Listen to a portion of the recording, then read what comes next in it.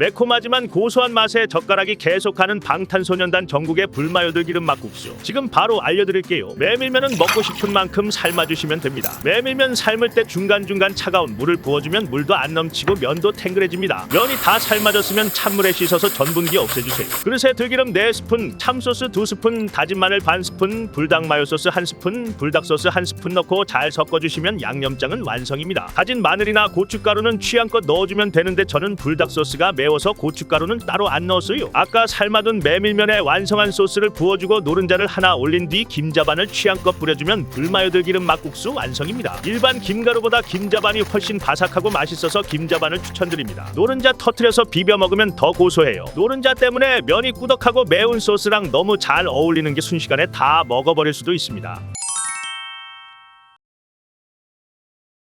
밥도둑과 밥도둑이 만났습니다. 밥 2공기는 거뜬히 비우는 스팸 김치찜. 지금 바로 알려드릴게요. 스팸 200g을 먹기 좋은 크기로 썰어준 다음 반으로 갈라주세요. 모서리를 양손으로 꾹 눌러서 비틀어주고 뒤집으면 쉽게 빠집니다. 대파도 반으로 갈라서 잘게 썰어주세요. 냄비에 식용유 3스푼 넣고 묵은지 넓게 깔아준 다음 김치 국물 2스푼 넣고 스팸으로 덮어주세요. 식용유를 넣으면 짜고 강한 맛의 김치찜을 부드럽게 해줄 수 있습니다. 고춧가루 2스푼, 다진 마늘 반 스푼, 설탕 반 스푼, 그리고 감칠맛을 위해 다시다 티스푼으로 반 스푼 넣어주세요. 다시다가 없으면 물 대신 멸치 다시마 육수를 사용하면 됩니다. 이제 끓이기만 하면 끝이에요. 강불로 보글보글 끓으면 썰어뒀던 파를 넣고 약불로 줄여서 15분 정도 더 졸여주면 됩니다. 중간에 간을 보고 혹시나 김치가 많이 시면 설탕 반 스푼을 더 넣어주세요. 따끈한 흰쌀밥에 김치랑 스팸 함께 올려서 먹으면 너무 맛있어서 밥 한 공기로는 너무 아쉽죠.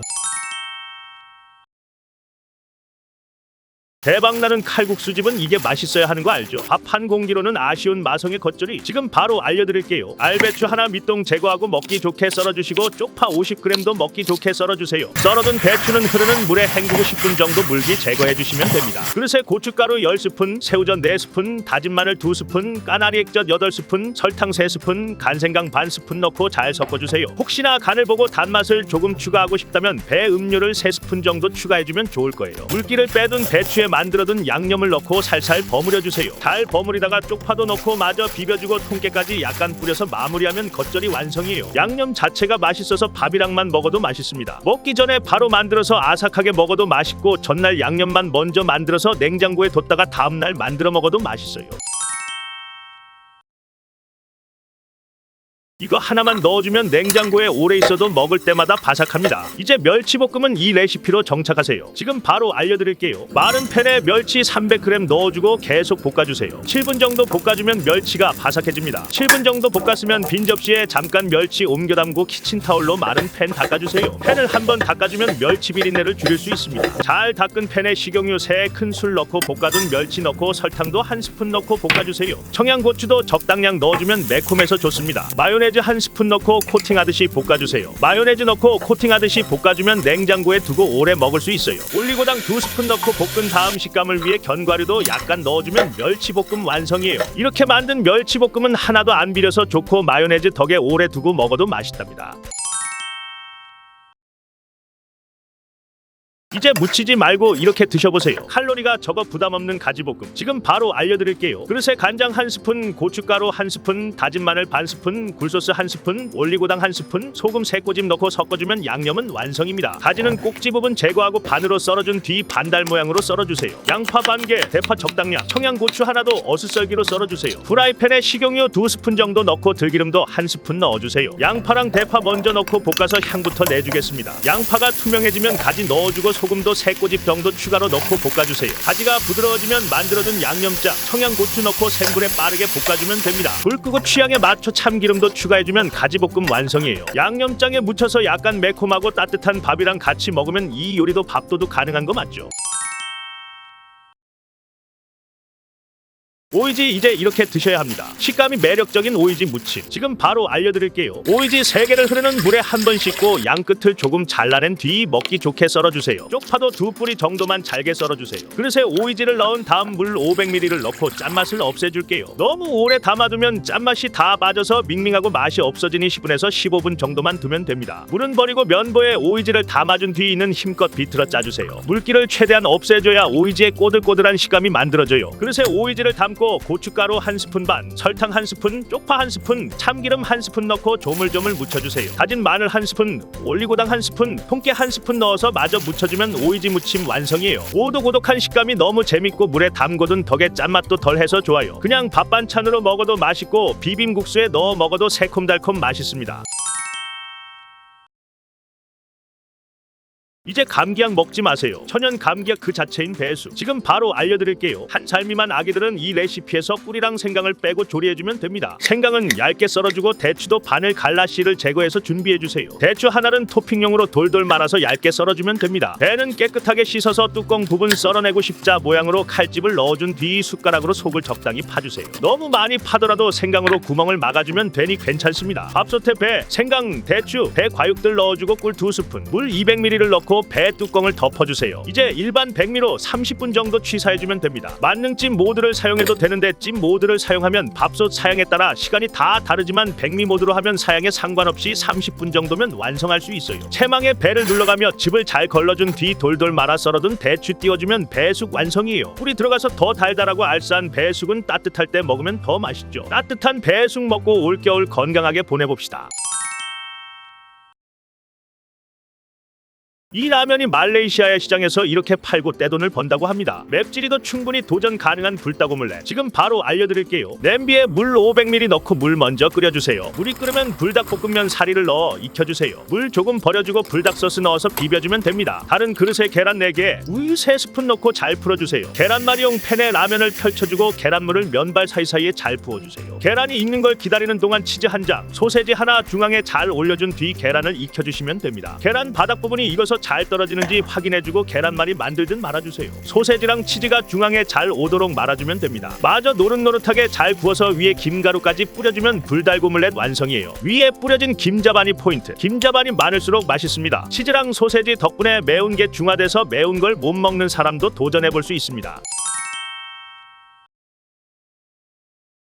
겨울에만 먹을 수 있는 별미, 얼마 남지 않은 겨울 굴무침은 이렇게 무쳐 드세요. 지금 바로 알려드릴게요. 먼저 그릇에 굵은 소금 적당량, 물 적당량 받아주고 생굴은 한 번 씻어주세요. 2-3번 정도는 씻어야 이물질이 제거되니까 꼼꼼하게 잘 씻어주세요. 탈탈 털어서 물기 제거해주고 흐르는 물에 마무리 한 번 해주면 됩니다. 쪽파 소량은 3cm 정도의 두께로 먹기 좋게 썰어주고 무 300g은 반으로 갈라서 가늘게 채 썰어주세요. 무는 초록빛을 띠는 부분으로 사용해주면 더 달고 맛있어요. 무는 소금 1스푼, 설탕 2스푼, 식초 2스푼 넣고 버무려서 20분 정도 절여주세요. 무는 물에 헹구지 말고 물기만 꽉 짜서 준비해주세요. 이렇게 하면 식감도 아삭하고 무쳤을 때도 물기가 많이 없어서 좋습니다. 그릇에 무채 넣고 고춧가루 4스푼, 멸치액젓 2스푼, 다진 마늘 2스푼, 생강가루 1티스푼, 설탕 1스푼, 식초 2스푼 넣어주고 손으로 잘 섞어주세요. 양념이 섞이면 무려 1스푼 넣고 섞어주세요. 쪽파, 생굴 넣고 손에 힘 빼고 버무려주다가 통깨 넣고 마무리해주면 생굴무침 완성이에요. 생굴을 낯설어 하는 분들도 이렇게 무쳐두면 잘 먹을 수 있어요. 쌈배추에 싸서 먹으면 밥도둑이랍니다.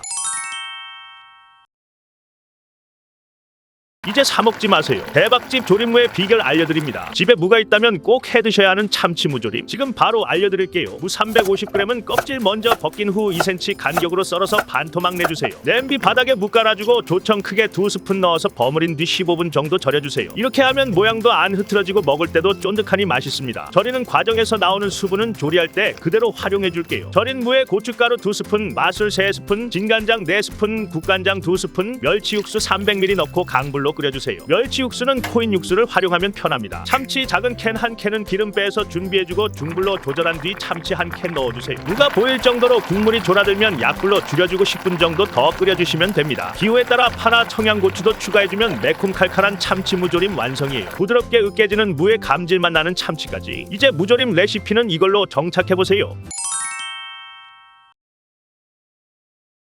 이제 집에서 드실 수 있습니다. 비린내가 나지 않아 더 맛있는 양념 꽃게무침. 지금 바로 알려드릴게요. 설탕 2스푼, 고춧가루 4스푼, 다진 마늘 크게 1스푼, 멸치액젓 1스푼, 양조간장 2스푼, 매실청 1스푼, 식초 1스푼, 생강가루 반 티스푼, 물엿 2스푼 넣고 잘 섞어준 뒤 숙성시켜주세요. 먼저 만들어두면 고춧가루가 불면서 양념장이 걸쭉해지고 꽃게에도 잘 발릴 수 있습니다. 대파 반 개는 잘게 다져주고 청양고추 2개는 어슷 썰기, 양파 반 개는 적당한 크기로 썰어주세요. 해동하지 않은 냉동 꽃게는 흐르는 물에 씻으면서 하나씩 분리해주고 채에 넣어 물기를 빼주세요. 최대한 물기를 빼줘야 양념과 잘 섞이고 안 싱거워집니다. 물기 뺀 꽃게에 소주 1컵 분량 뿌리고 냉장고에 20분 정도 재워준 뒤 키친타올로 물기 제거해주세요. 그릇에 꽃게 담고 양념장 부어준 뒤 썰어둔 야채들 모두 다 넣어주고 조심히 잘 버무려주면 매콤한 양념 꽃게 무침 완성이에요. 꽃게 무침은 먹을 양만 만들어서 5일 내에 다 먹는 게 좋습니다. 바로 먹어도 맛있지만 하루 정도 숙성하면 양념이 배어서 더 맛있어요.